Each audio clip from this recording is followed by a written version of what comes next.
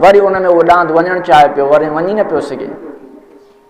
ज़ाहिर ॻाल्हि आहे, नंढड़ी शइ में वॾी शइ नथी वञी सघे, त इहो वॾो ॾांद नंढड़े पथर जे सुराख में कीअं थो वञी सघे। जिब्राइल खां मां पुछा, फरमाए जिब्राइल केरु आहिनि? जिब्राइल फरमायो साईं ही उहे माण्हू आहिनि जेके दुनिया में ॻाल्हियूं त पंहिंजूं वॾियूं कंदा हुआ, मां फिलाणो मां फिलाणो, या चवंदो मां हीअं मां हूअं। उन खां बाद ईअं चवंदो हो त वाकई मां ग़लती कई आहे, मां हरूभरू चई आयुसि। पंहिंजे ॻाल्हि ते निदामत कंदो हो, पिशेमान थींदो हो, पर पिशेमान थियण खां बाद बि पंहिंजे ॻाल्हि तां मोटंदो न हो। अॼु असां ईअं चवंदा आहियूं न, जेकॾहिं मूंखां का ग़लती थी वई त माफ़ी न वठंदासीं। माखो का ॻाल्हि ज़ुबान मां निकिरी वई त ॿिए खे ईअं न चवंदासीं बाबा माखो ग़लती में निकिरी वई। अॼु ईअं न आहे। हालांकि माण्हू सम्झे बि अथो मां वाकई ग़लती कई आहे, दिलि में सोचे थो, सम्झे थो मां ग़लती कई आहे, पर अॻिले खे चवे थो न मां सही आहियां पंहिंजी जॻह ते। अलाह जो रसूल फरमायो पिशेमानी बि थिएसि, पिशेमानी जे हूंदे पर उहो माण्हू उन ॻाल्हि तां वापसि नथो मोटे। अलाह तबारक व तआला इन माण्हूअ जो अज़ाब इहो रखियो आहे जीअं नंढड़े पथर जे सुराख मां वॾो ॾांद निकिरे, वरी उन नंढड़े सुराख में उहो ॾांद वञणु चाहे। नबी मुकरम सल्लल्लाहु अलैहि वसल्लम फरमायो, मां हिकिड़ा शख़्स उहे ॾिठा रस्ते ते वेठा थिया, रस्ते ते जेका शइ अचे उनखे फाड़नि, उनखे ज़ख़्मी कनि। जे कपिड़ो गुज़रे पियो त कपिड़े खे वठी फाड़नि पिया। जिब्राइल खां मां पुछा, फरमायो जिब्राइल केरु आहिनि? जिब्राइल फरमायो साईं ही उहे माण्हू आहिनि जेके दुनिया में रोडनि रस्तनि ते वेही करे धाड़ा हणंदा हुआ। त इन्हनि माण्हुनि जे मथां अहिड़े क़िस्म जो अज़ाब अलाह तबारक व तआला तव्हां असांखे नबी मुकरम सल्लल्लाहु अलैहि वसल्लम जे ॾिनल मालूमात मां असांखे अमल जी तौफ़ीक़ अता फ़रमाए। नबी मुकरम फरमायो मां अॻिते वियुसि, हिकिड़ी बानी ॾिठी, हिकिड़ी ख़ूबसूरत औरत ॾिठी, त उहा औरत मुंहिंजे साम्हूं आई। मां जिब्राइल खां पुछा, फरमायो हीअ कंहिंजी आहे? मूंखे फरमायो वियो हीअ ज़ैद बिन हारिसा जी नौकिराणी आहे। नबी मुकरम सल्लल्लाहु अलैहि वसल्लम हिकिड़ो साहबी हो ज़ैद, जंहिंखे नबी अलैहिस्सलातु वस्सलाम जन पंहिंजो पुटेलो करार ॾिनो हो। नबी मुकरम फरमायो मां अॻिते वियुसि, हिकिड़ियूं उहे औरतूं ॾिठियूं जेके पिस्ताननि सां टंगियल हुयूं। नबी मुकरम फरमायो मां पुछा, फरमाए हे केरु आहिनि? फरमायो वियो त हीअ दुनिया में ज़िनाकार औरतूं आहिनि, उनजो अज़ाब इहो आहे जो उनजे पिस्ताननि सां उनखे टंगियो वियो। नबी मुकरम फरमायो मां अॻिते वियुसि, हिकिड़ा अहिड़ा इंसान हुया जिन जा चप ईअं हुया जीअं उठ जा चप हुजनि, ऐं उन्हनि जे वातनि में गॾह जो गोश्त विधो वञे पियो। मां पुछा, फरमाई ही केरु आहिनि जंहिंजे मथां अहिड़े क़िस्म जो अज़ाब थिए थो? नबी मुकरम फरमायो ही उहे माण्हू आहिनि जेके यतीम जो माल खाईंदा। यतीम जो माल खाइणु ईअं आहे न ॼण गॾह जो गोश्त खाधे, यतीम जो माल ईअं खाइणु आहे ॼण परायो। त अलाह तबारक व तआला फरमायो इन चपनि सां जेको माण्हू यतीम जो माल खाए थो, क़यामत जी अलाह तबारक व तआला उनजे मथां अहिड़े क़िस्म जो अज़ाब कंदो।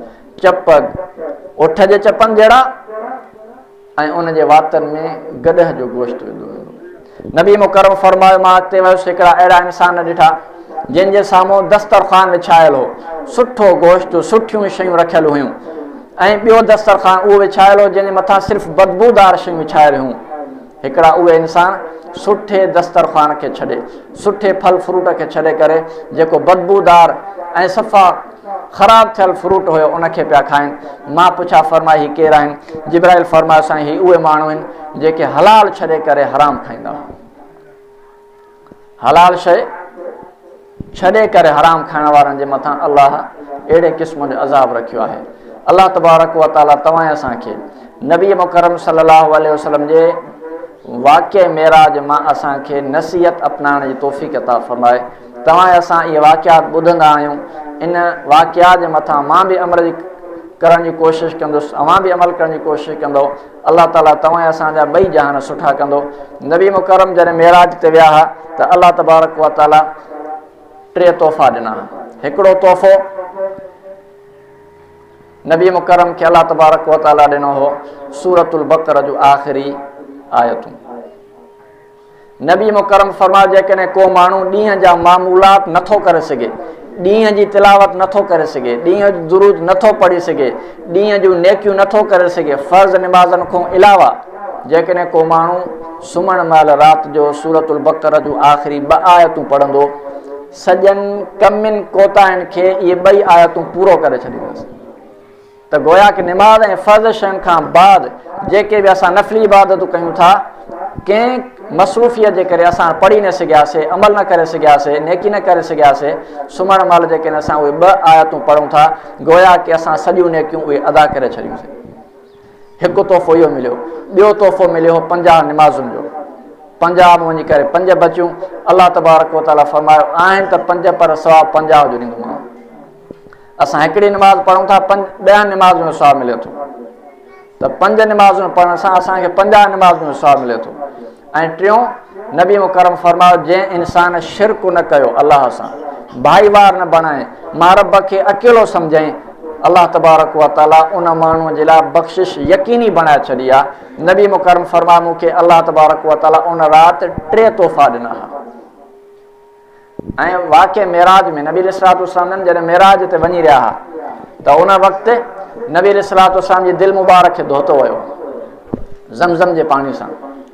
मां हिकिड़े शागिर्द सुवाल कयो, चई साईं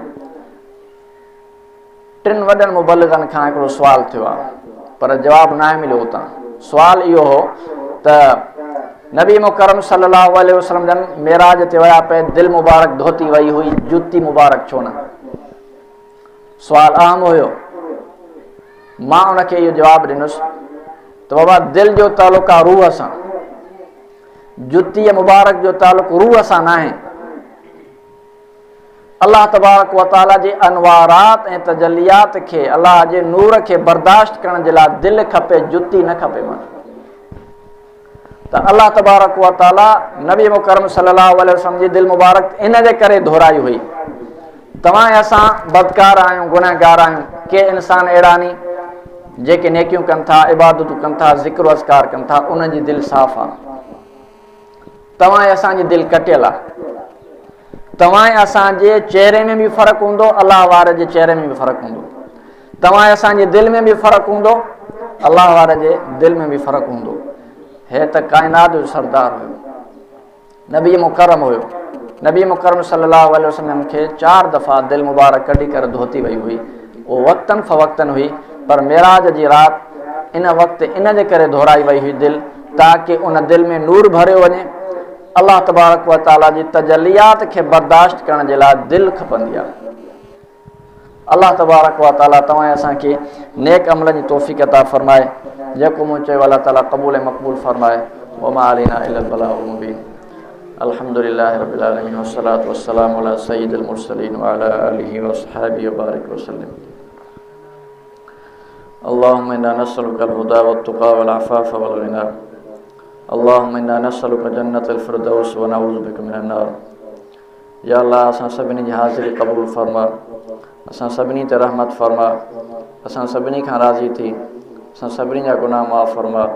न ॻोठ ते रहमत फ़रमा, भर पासे में जेके बि ॻोठ आहिनि, या अल्लाह सभिनी खे मुवहिद बणा, सभिनी खे तौहीद परस्त अता फ़रमा। या अल्लाह सभिनी खे नमाज़ी बणा, सभिनी ते रहमत फ़रमा। न ॻोठ जे भर पासे में जेके बि ॻोठ आहिनि, उन भर पासे में जेके बि बीमार आहिनि, समूरनि खे शिफ़ा अता फ़रमा। मुंहिंजा मौला जेके रिज़्क़ जे करे परेशान आहिनि, उन्हनि जो रिज़्क़ में कुशादगी अता फ़रमा।